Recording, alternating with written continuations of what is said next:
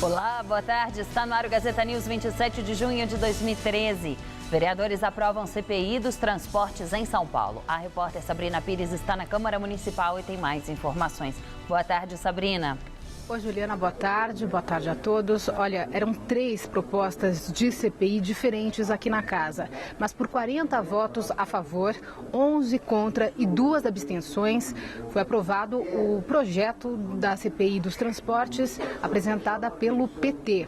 Apesar de vaias de alguns manifestantes que estavam aqui na galeria da Câmara dos Vereadores, no plenário, eles diziam que uma comissão comandada pelo governo seria chapa branca, mas o vereador Paulo Fiorilo, petista, que deve comandar a comissão a partir de amanhã, disse que a investigação será isenta e que qualquer pessoa, qualquer popular, qualquer manifestante pode acompanhar passo a passo da investigação, que vai detalhar as planilhas de custo da prefeitura com as empresas de ônibus.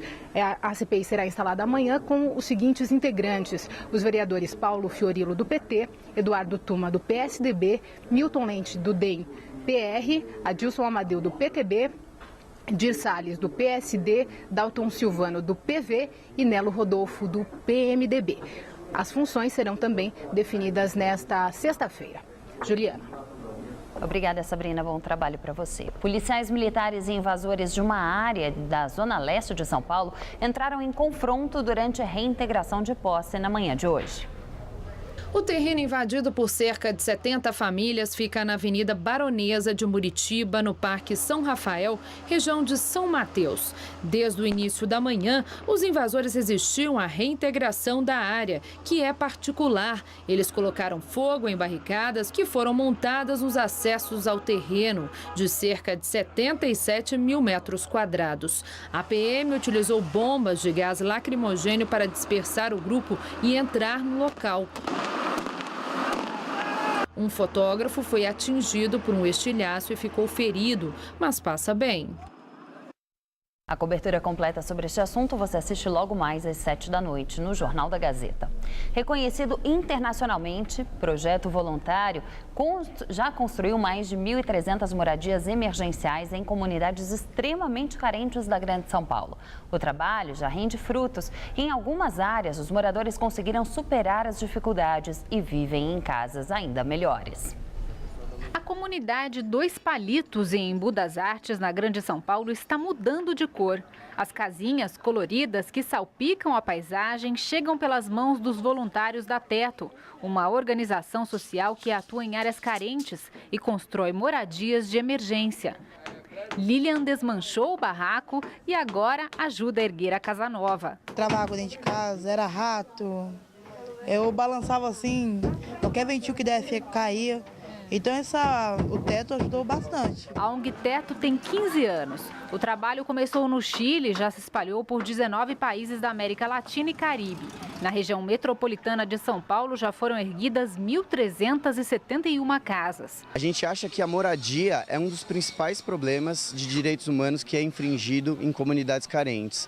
Então a gente sabe que se a pessoa não tem tranquilidade para ir trabalhar, para não saber se quando ela voltar a casa dela vai estar de pé, ela não consegue se desenvolver. Os moradores pagam R$ 150 para ajudar nos custos. O material é doado e a mão de obra é voluntária. A maioria estudantes universitários, como Rodrigo, que faz engenharia na USP. Você não vê com os próprios olhos, você não vai ter a mesma noção das dificuldades ou dos problemas que tem numa comunidade que tenha menos condições. As casas têm de 15 a 18 metros quadrados, dependendo do tamanho do terreno. O teto é de zinco e a fundação de eucalipto, que tem até 2 metros de profundidade. São casas feitas para durar, mas a ideia do projeto é que, uma vez abrigados, os moradores consigam condições ainda melhores de vida. E isso já está acontecendo em algumas outras regiões já visitadas pelo Teto. Na comunidade Colinas do Oeste, em Osasco, a construção das casas foi há 3 anos. Muita coisa mudou. Algumas casas de madeira até resistem na paisagem. Silvia ainda mora na dela, mas já conseguiu juntar dinheiro para começar a tão sonhada casa de alvenaria. Meu sonho é ter uma casa bem bonita, própria, bem organizada, né? Polícia prende 2 suspeitos de participação no assassinato do dentista Alexandre Gade, queimado no consultório onde trabalhava em São José dos Campos, no interior de São Paulo. 3 menores suspeitos de envolvimento na ação foram identificados, mas estão em liberdade. Alexandre Gade foi queimado durante uma tentativa de assalto ao consultório onde trabalhava. O crime aconteceu no dia 27 de maio. O dentista morreu uma semana depois em decorrência das queimaduras. Hoje, o secretário da Segurança Pública do Estado, Fernando Grella, afirmou que 2 maiores envolvidos no crime já estão presos. Já os menores foram identificados, mas continuam em liberdade. Grella afirmou que a investigação será concluída após a apreensão dos menores. O Ministério da Saúde recomenda a prorrogação da campanha de vacinação contra a paralisia infantil. Segundo o Ministério, a vacinação deve ser estendida até o dia 5 de julho, sexta-feira da semana que vem, em locais que não atingiram a meta. Segundo a Secretaria Estadual da Saúde de São Paulo, foram imunizadas 2.200.000 crianças, mas o número ainda está abaixo da meta, que é de 2.400.000 imunizações em crianças de 6 meses a 5 anos de idade.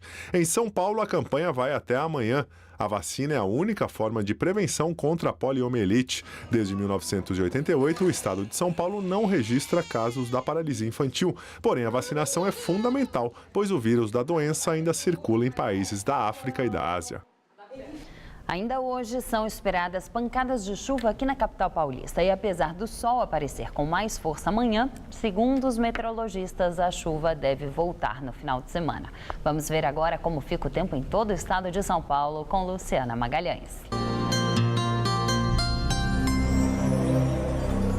Áreas de instabilidade espalham nuvens por todo o estado nesta sexta-feira. O sol brilha com mais força, mas sempre entre muita nebulosidade. As temperaturas ficam amenas. O tempo fica instável no centro-oeste paulista, onde podem ocorrer pancadas de chuva. Máxima de 29 graus em Votuporanga.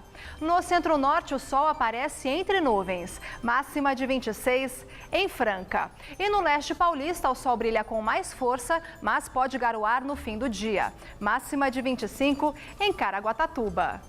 Amanhã aqui na capital, sol entre nuvens com chuva fraca no fim da tarde, máxima de 24 graus.